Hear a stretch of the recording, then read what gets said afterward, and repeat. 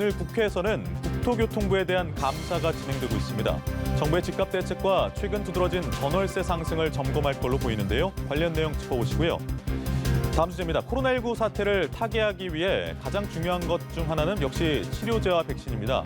문재인 대통령이 어제 국내 한 백신 개발 업체를 찾아 코로나19 백신 치료제를 자체 개발해야 한다고 당부했는데요.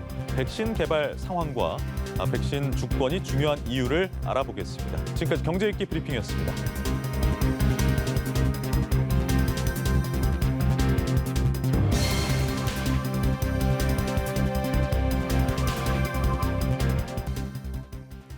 네, 좀 더 자세한 내용은 김대호의 경제읽기에서 살펴보겠습니다. 오늘도 김대호 박사 나오셨습니다. 어서 오십시오. 네, 반갑습니다. 안녕하십니까. 현재 국토교통부 국감이 진행 중입니다. 여야가 이제 전세값 폭등과 그리고 정부의 부동산 대책 실효성을 놓고 공방을 이어가고 있는데요. 또 김현미 국토부 장관이 국감에 출석해서 이번 혼란에 대해서 송구스럽다 이렇게 사과의 말을 전하기도 했습니다. 먼저 국토부 감사 내용부터 짚어주시죠. 예, 국토부의 국정감사가 지금 한창 진행 중이고 국민적인 관심이 지금 상당히 뜨겁습니다. 원래 국정감사하면 한 해 동안 국토부의 어떤 국토 행정과 관련된 기본 정책과 거기에 대한 추진 실적 이런 것을 점검하는 것이고 또 국토부가 관장하는 범위가 굉장히 넓습니다. 이를테면 지금 항공사 문제라든지 또 국토 인프라 문제라든지 등등 엄청난 많은 문제가 있습니다만은 지금 국토부에서는 대부분 부동산 문제 또 그중에서도 특히 전세값 폭등 문제에 지금 이 관심이 집중되는 이런 모습입니다. 그만큼 지금 세간에서 전세값 폭등에 대한 국민적 관심이 높고 또 그로 인한 국민적 불편도 크다 할 수가 있겠습니다. 김현미 장관도 모두의 이 전세값 불안에 대해서 국민들께 죄송하다. 그러나 그 부작용을 조만간 잡겠다라고 얘기를 했죠. 네. 그만큼 부동산에 관한 관심이 뜨거운 것으로 볼 수가 있겠습니다. 네, 그도 그럴 것이 지금 수도권의 아파트 전세값이 62주 연속 상승 중이고 서울만 놓고 봤을 때는 68주 연속 오르고 있습니다. 그런데 강남구의 집값은 18주 만에 조금 내려서요. 이거는 뭐 부동산 대책이 좀 효과를 나타낸 것이다. 이렇게 볼 수 있겠습니까? 어떻습니까? 그렇습니다. 지금 그 의미 있는 두 가지 지표가 나왔는데요. 하나는 계속 고공 진행을 하고 있던 아파트 값이 비록 0.01%이긴 합니다만은 강남구 쪽에서 아파트 값 하락 현상이 18주 만에 처음으로 포착이 됐다는 사실입니다. 물론 0.01이라는 %는 거의 변동이 없다고 볼 수가 있지만은 그러나 상승세가 어느 정도 죄송합니다. 어느 정도 꺾였다라는 측면에서는 상당히 의미 있는 지수일 거로 보이고요.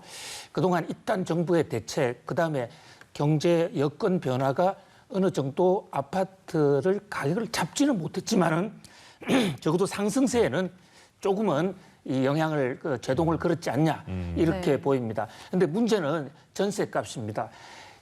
보통 집값과 아파트 매매값과 전세값은 같은 방향으로 나아가는 경향이 높은데 매매 가격은 어느 정도 잡혔습니다만은 전세값은 사상 최대폭으로 지금 뛰고 있고 68주 연속 상승이라는 것은 과거 전례가 없는 것이거든요. 그런 면에서 특히 전세는 대부분 많은 서민들이 직접적인 생계 문제와 연결되고 있다는 점에서 세간의 관심이 지금 뜨겁게 달아오르고 있습니다. 네. 또 한편 앞으로 전세 낀 집을 매매를 하게 될 때 기존의 세입자가 계약갱신 청구권을 행사를 했는지 안 했는지 아니면 뭐 포기한다는 의사를 밝혔는지 이런 구체적인 내용을 계약서에 명시하게 하는 방안이 추진될 전망입니다. 뭐 세입자가 갱신을 번복해서 생기는 그런 분쟁을 막기 위한 조치로 보여지는데요. 효과가 어떨 거라고 보시나요? 계약갱신 청구권 하면 조금 전문적인 용어로 들립니다만은 쉽게 말씀을 올리면 그동안 살고 있는 전셋집이 계약이 만기가 돼서 우리 계약이 기본 2년이지 않습니까? 네. 2년이 되었을 때 임대인의 의사와는 관계없이 현재 세대로 살고 있는 임차인이 원한다면 앞으로 2년 이상 더 살겠다. 계약을 갱신해달라라고 요구할 수 있는 권리거든요. 이게 이번에 임대차 3법의 개정안 중에 핵심 중에 핵심입니다. 그런데 바로 이 대목 때문에 어떤 측면에서는 이 세입자들이 굉장히 편해진 측면도 있고요. 주거복지가 굉장히 향상된 측면도 있고 또 하나 전셋값이 오른 측면도 있어요. 네. 지금 김현미 장관 입장에서는 또 홍남기 부총리가 여러 번 주장하는 것은 계약갱신 청구권을 발동을 하면 2년이 지났을 경우에 거의 한 푼도 올리지 않고 그냥 2년을 더 살 수 있기 때문에 주거복지 굉장히 세입자에서 유리하게 됐지 않습니까? 근데 이게 통계에는 안 잡힌다고요. 왜냐하면 새로운 계약이 아니기 때문에 바로 이 대목 때문에 통계가 왜곡됐다는 얘기가 나오고 있고 또 김현미 장관 입장에서는 앞으로 세월이 지나면 이 임대차 보호법이 적용이 되면 전세가 폭등은 잡힐 것이다. 네. 이렇게 주장하는 세력들이 있는가 하면 네. 다른 한편에서는 한 번 오르고 나면 그 하방 경직성이 있어서 다시 떨어뜨리기는 어려울 것이다. 지금 갱신 계약 청구권으로 인한 부작용을 잘 해소해야 된다고 그러는데 네. 바로 홍남기 부총리께서 본인의 집을 팔려고 했는데 세입자가 중간에 안 나가겠다 해서 지금 거래가 안 되고 있지 않습니까? 지금 그런 현상들이 도처에서 좀 벌어지고 있거든요. 이게 바로 임대차 3법의 하나의 후폭풍으로 볼 수 있는데요. 그렇게 되면 집을 팔 수가 없으니까 또 그 사람은 또 전세를 살아야 되니까 전세값이 올라갈 수 있고 또 바로 계약 갱신 청구권이 무서워서 지금 많은 집주인들은 네. 아예 자기 집으로 들어가고 있습니다. 왜냐하면 집을 팔려면 일단 세입자를 내보내야만 집을 팔 수 있는 이런 상황으로 몰려가거든요. 바로 이 대목에서 전세 매물이 떨어져서 전세값이 오른다라는 이런 지적이 나오고 있으니까 국토부가 좀 늦었습니다만은 그 계약갱신 청구권의 의사표시에 관해서 세입자가 한 번 의사표시를 했으면 도중에 바꾸지 마라. 홍남기 부총리의 경우에 처음에는 나가겠다고 했는데 예. 그 세입자가 도중에 심경의 변화를 일으켜서 그러니까 지금 6개월에서 1개월 그 사이에만 의사표시를 하면 되도록 되어 있으니까 네. 중간에 입장을 바꾸는 바람에 계약이 무산됐거든요. 바로 이 대목에 대해서 앞으로는 한 번 의사표시를 하면 바꾸지 못하도록 하고 이를 계약서에 명시하겠다.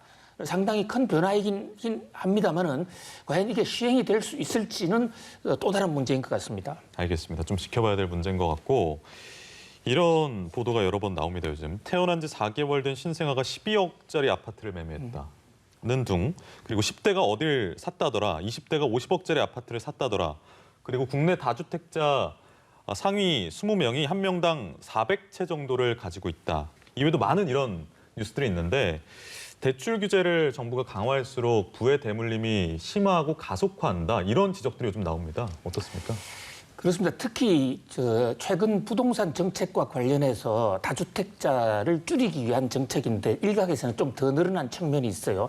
특히 지금 한 사람이 400채씩 갖는 이 문제는 우리가 부동산 임대주택에 대해서 세금을 깎아주는 정책을 몇 년 동안 펴왔습니다. 네. 그것은 문재인 정부는 물론이고 그 전 정부에서도 해왔는데 그렇다 보니까 한 사람이 수십 채, 수백 채를 가지고 있어도 세금 문제가 없었고 임대사업자만 하면. 예, 임대로 등록만 하면 되는 것이거든요.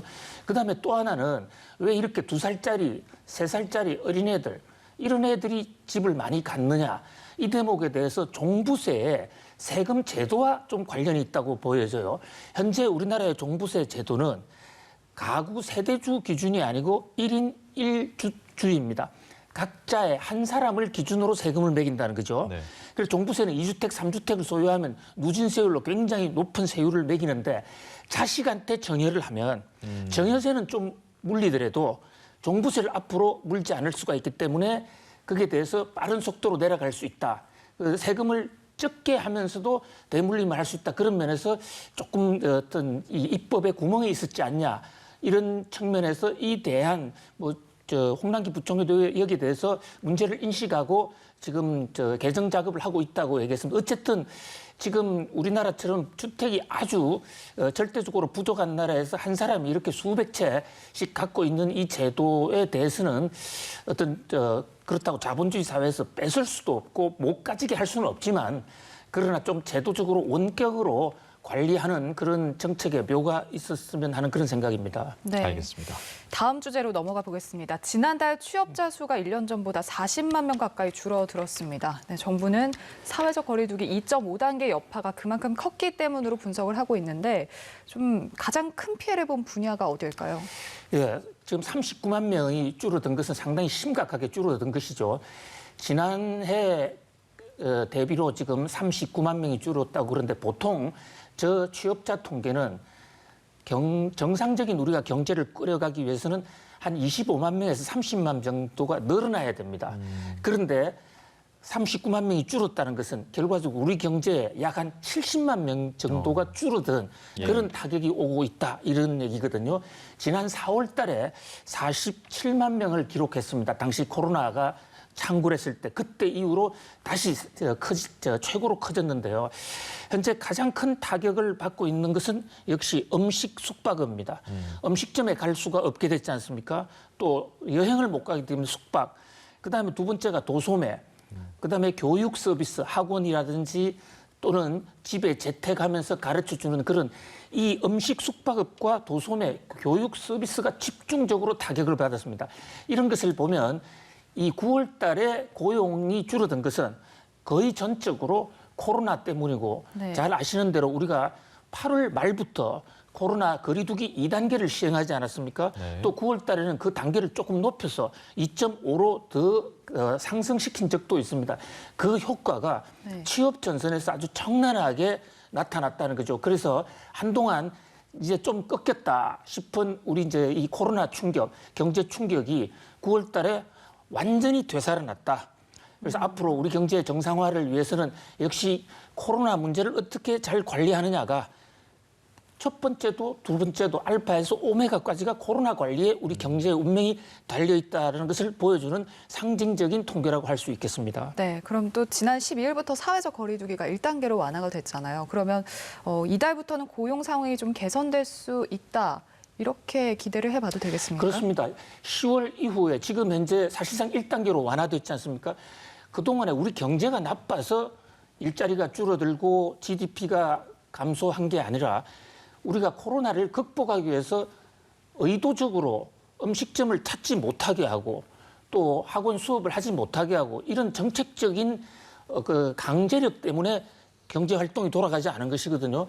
그런 면에서 코로나가 정말 풀리고 저 1단계 거리두기로 돌아온 이후에 더 이상 추가적인 확진자가 생기지 않은 상태에서 경제가 진행이 된다면 어느 정도 회복세를 보일 수 있을 것 같고요. 네. 그리고 이제 가장 기대를 모으는 것은 연말이나 내년 초에 전 세계적으로 코로나 백신이 나올 수만 있다면 그렇다면 세계 경제에 그 큰 전환점이 올 수 있다. 거기에 대해서 지금 많은 기대를 모으고 있습니다. 네. 네, 백신이 개발된다면야 경제 정상화는 조속히 이루어질 수 있을 것 같은데 문재인 대통령이 어제 백신하고 치료제는 해외 개발 여부와 상관없이 자체적으로 개발해야 된다 이렇게 당부를 하면서 방문한 업체가 어디입니까?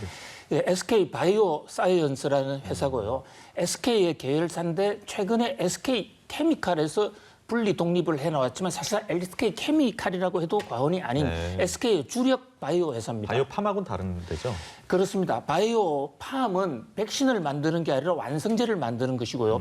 우리가 지금 가을에 감기 독감 백신 맞고 있지 않습니까? 네. 그중에서도 가장 품질이 좋은 것을 만들어내고 있는 데가 바로 SK 바이오 사이언스라는 곳입니다. 네. 예. 그 어떤 내용으로 당부를 했는지 그리고 뭐 백신 주권이라는 게 어떤 측면에서 중요한 건지 이 부분도 좀 짚어주시죠. 네, 어저께 문 대통령의 이 SK 바이오 사이언스 방문은 경제적으로도 상당한 의미가 있는 또 매우 시의적절한 조치였다라고 보여지는데요. 지금 앞에서 또 말씀 올렸다시피 코로나 백신을 개발하느냐 안 하느냐 그것이 언제 나오느냐에 따라서 우리 경제의 운명이 갈릴 수 있다라고 하지 않았습니까? 예.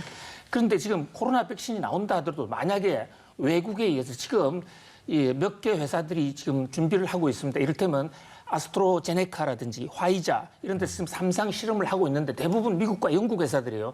그런데 거기서 백신이 나오면 우리가 엄청난 돈을 주고 구입을 해야 됩니다. 돈뿐만이 아닙니다. 경우에 따라서는 미국이 안 주겠다 그러면 우리는 사용할 수 없게 되는 그런 면에서 이 백신의 주권이 굉장히 중요하죠. 문재인 대통령이 바이오 사이언스, SK 바이오 사이언스를 찾은 것도 바로 이 대목에서 우리가 코로나를 극복하기 위해서는 백신의 주권을 찾아야 되고 그렇다면 우리나라가 백신을 만들어야 되는데 현재 가장 앞서가 있는 우리나라에서 앞서가 있는 중에 하나가 바로 저 SK 바이오사이언스라는 곳이고요. 최근에 일상 신청을 했습니다. 미국이나 유럽보다는 좀 늦지만은 그러나 품질 수준은 우리가 더 높을 수도 있고요. 최근에 빌 게이츠라는 마이크로소프트 창업주가 예. 세계에서 제대로 된 백신이 나온다면 바로 SK에서 나올 것이다. SK 케미칼에서 나올 것이다라고 지적한 적이 있죠. 그런데 거기서 대통령께서 그냥 찾아간 것이 아니라 끝까지 개발하자, 반드시 개발하자. 자, 지금 코로나 백신을 우리가 그동안에 개발하지 않았던 것은 의학 기술이 발전하지 않아서 그런 게 아닙니다. 코로나 백신은 개발하는 데는 돈이 엄청나게 들어가고 한 번 개발이 되면 감기가 지나가 버리면 사용할 수가 없게 돼서 경제적으로 타산성이 별로 맞지 않았기 때문에 전력 질주를 하지 않은 것이거든요. 근데 대통령이 가서 국가적인 사업에서 우리가 코로나 백신 주권 차원에서 끝까지 지키겠다라고 얘기하면서 지금 바이오 회사들 같은 경우에는 어제 대통령의 이 SK 방문을 계기로 코로나 백신 개발에 아주 속도를 굉장히 높일 것으로 생각이 돼요. 한국이 하면 또 상당히 속도가 빨라질 수도 있다라는 이게 제 시각입니다. 네, 문 대통령이 코로나19 치료제 국내 생산 시기를 연내로 특정을 지었습니다. 만약에 정말 연내에 치료제가 생산이 된다면 우리 경제도 그렇고 또 K방역 수출에서도 굉장히 큰 변화가 있을 것 같은데 어떻게 예상하십니까? 그렇습니다. 현재 문 대통령이 어저께 두 회사를 특별히 예의주시하면서 이름까지 지적해서 언급을 했는데요. 하나는 방금 말씀드린 SK 바이오사이언스라는 백신 만드는 회사, 그다음에 두 번째가 셀트리온이라는 코로나 치료제 만드는 회사예요. 문재인 대통령의 지적에 따르면 우리나라의 코로나 백신은 내년 1분기 이후 내년 중반 정도에 나올 것으로 보이고요. 코로나 치료제는 올해 나올 수 있다. 대통령이 이 정도 할 정도면 상당한 정보에 입각한 것으로 보여지거든요. 코로나 치료제 쪽은 사실 백신보다도 이 발전 속도, 개발 속도가 훨씬 더 앞당겨질 수가 있습니다. 다만 최근에 지금 렘데스비르라는 미국의 그 길리아드라는 회사가 만든 그 회사 제품이 부작용이 있다.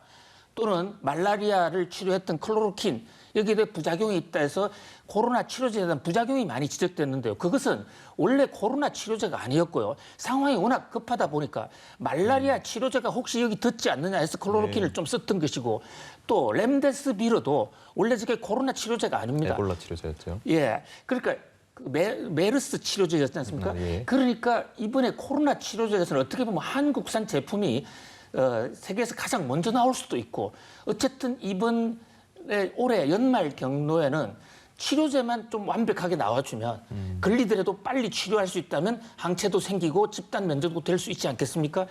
뭐 그러나 그게 쉬운 일은 아니고 또 효능이 얼마 될지는 또 다른 문제이겠지만 어쨌든 정부가 끝까지 이 코로나 그 치료제나 코로나 백신 개발 업체에 대해서 끝까지 보장해주겠다라고 한 대목은 상당히 의미가 있다 이렇게 보겠습니다.